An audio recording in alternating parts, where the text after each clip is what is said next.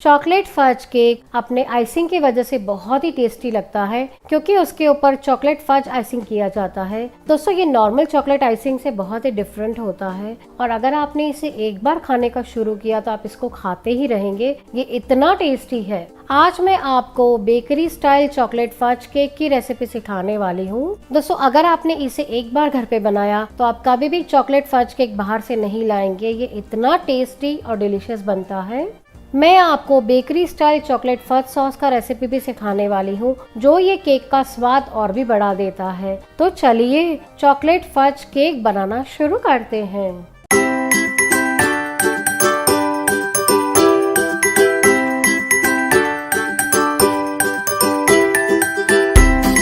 Chocolate fudge cake बनाने के लिए पहले हम बेकिंग की तैयारी कर लेते हैं। मैंने एक कढ़ाई ले ली है और उसके अंदर मैंने एक स्टैंड रख दिया है।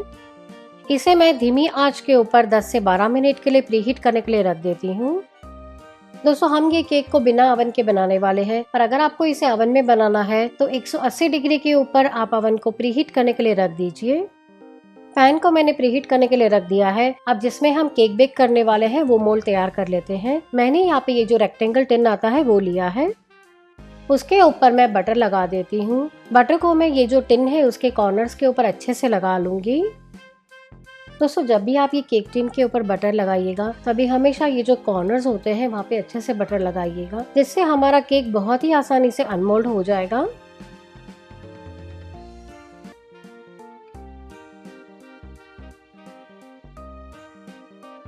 मैंने बटर को अच्छे से लगा लिया है। अब मैं इसके ऊपर मैदा छिड़क देती हूँ। मैदे को मैं पूरे टिन के ऊपर अच्छे से स्प्रेड कर देती हूँ। ये प्रोसेस को बेकरी लैंग्वेज में डस्टिंग कहते हैं।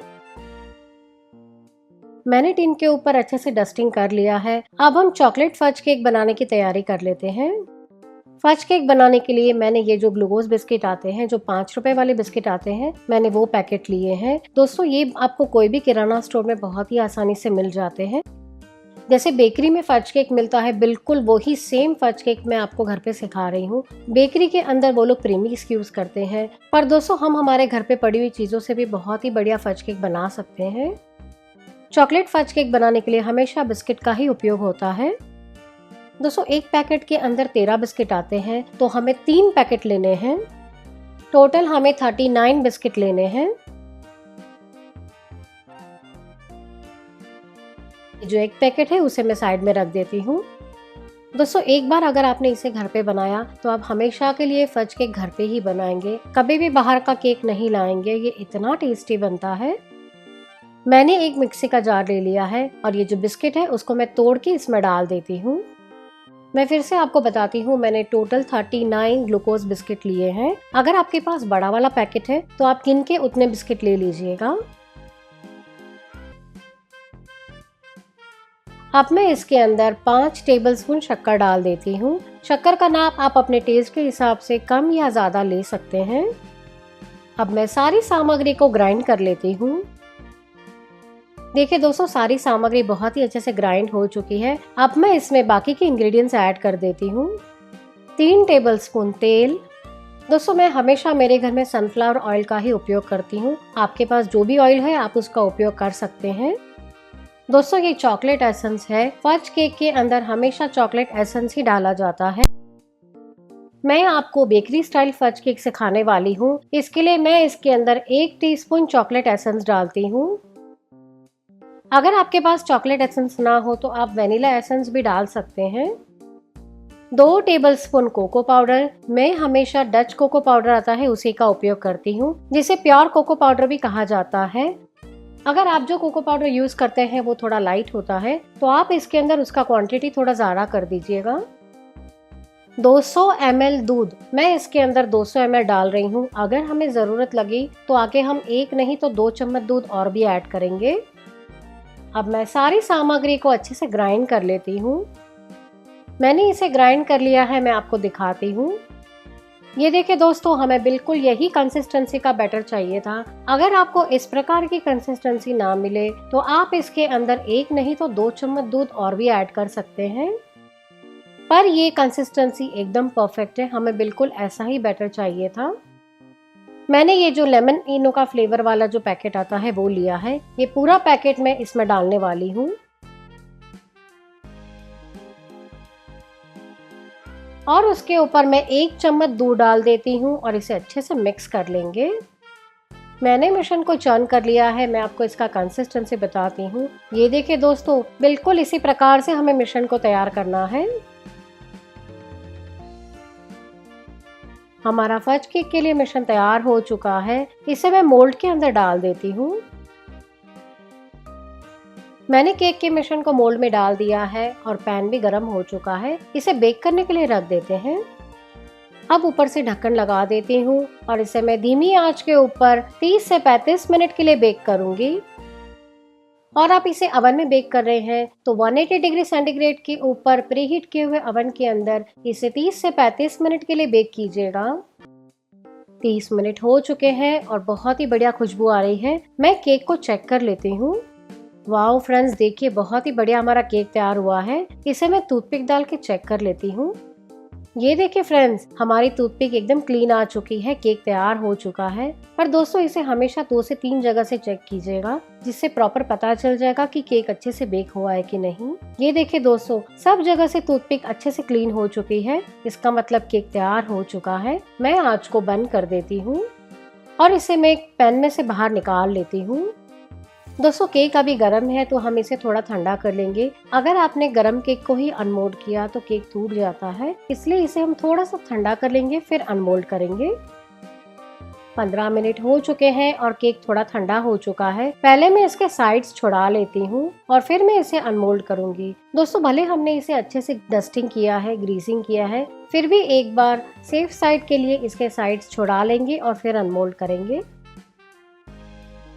ये देखिए दोस्तों, ये बहुत ही आसानी से अनमोल्ड हो जाता है।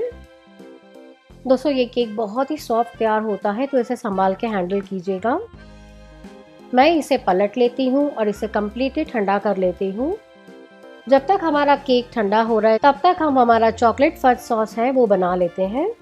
फज सॉस बनाने के लिए मैंने ये जो डार्क कंपाउंड चॉकलेट आती है वो ली है। दोस्तों, आप जब भी फज सॉस बनाएं तभी हमेशा जो कंपाउंड चॉकलेट आती है उसी का उपयोग कीजिएगा। उससे आपका सॉस बहुत ही बढ़िया तैयार होगा। मैं इसमें से चॉकलेट निकाल लेती हूँ और इसके टुकड़े कर लेती हूँ। ये देखिए दोस्तों, इस प्रकार के ये स्लैब मिलते हैं। इसको मैं कट कर लेती हूँ और फिर मैं चॉकलेट के पीसेस कर लेती हूँ। मैंने सारे चॉकलेट को कट कर लिया है। अब इसमें से सॉस बना लेते हैं। मैंने एक पैन ले लिया है। इस प्रकार से जो हैवी बॉटम पैन आता है हमें उसी का उपयोग करना है। जो 100 ml का मेजरिंग कप है, मैंने वो मेजरिंग कप लिया है। उसके अंदर मैं चॉकलेट डाल देती हूँ। ये देखिए दोस्तों, हमें इस प्रकार से चॉकलेट लेना है। इसे मैं कढ़ाई में डाल देती हूँ और उतने ही नाप से मैं कंडेंस मिल्क ऐड कर देती हूँ। फज सॉस बनाने के लिए जितना आप डार्क चॉकलेट लेते हैं उतना ही आपको कंडेंस मिल्क लेना है। 1 टेबलस्पून बटर। एक बार इसे स्टर कर लेंगे और इसे मैं गैस के ऊपर गर्म करने के लिए रख देती हूँ। हमें इसे धीमी आंच के ऊपर ही गर्म करना है। अगर आपने इसे तेज आंच के ऊपर गर्म किया तो कंडेंस मिल्क और चॉकलेट दोनों जल जाते हैं, तो आप इस बात का जरूर से ध्यान रखिएगा। देखिए दोस्तों, धीरे धीरे करके चॉकलेट पिघल रही है और मिश्रण तैयार हो रहा है।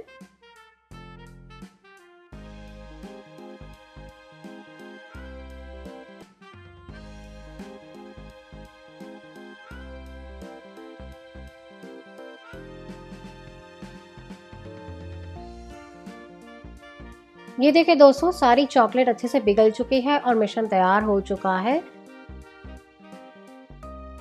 जब भी आप फज सॉस बनाएं तभी इस बात का जरूर से ध्यान रखिएगा, आपको इसे ज्यादा उबालना नहीं है। अगर आपने इसे ज्यादा उबाला तो फज सॉस चुई हो जाएगा, तो इस बात का आप पूरा ध्यान रखिए। जैसे ही चॉकलेट और सारा मिश्रण मिक्स हो जाता है, आप आंच को तुरंत बंद कर दीजिए। अब ये फज सॉस गर्म है तो इसे मैं ठंडा कर लेती हूँ और फिर हम आइसिंग करेंगे।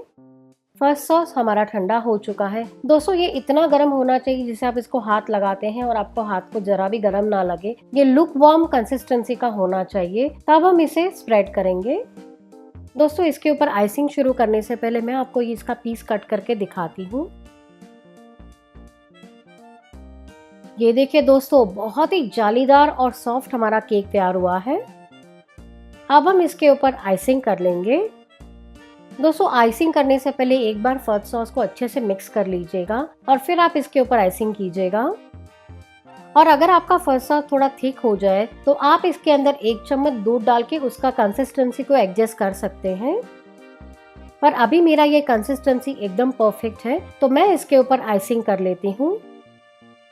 दोस्तों, हमारा केक ठंडा हो चुका है और हमारा सॉस भी लुकवार्म कंसिस्टेंसी का आ चुका है। हल्का सा गर्म है, वैसी कंसिस्टेंसी उसे आ चुकी है।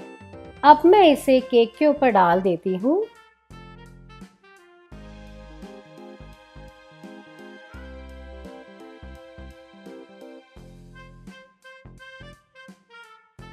पूरे केक के ऊपर इसे अच्छे से स्प्रेड कर लेंगे। मैंने फज सॉस को अच्छे से लगा लिया है। अब मैं इसे फ्रीज में 10 मिनट के लिए रेस्ट दे देती हूँ। 10 मिनट हो चुके हैं और सॉस बहुत ही अच्छे से सेट हो चुका है। अब मैं केक के नीचे जो एक्स्ट्रा सॉस है उसे निकाल लेती हूँ।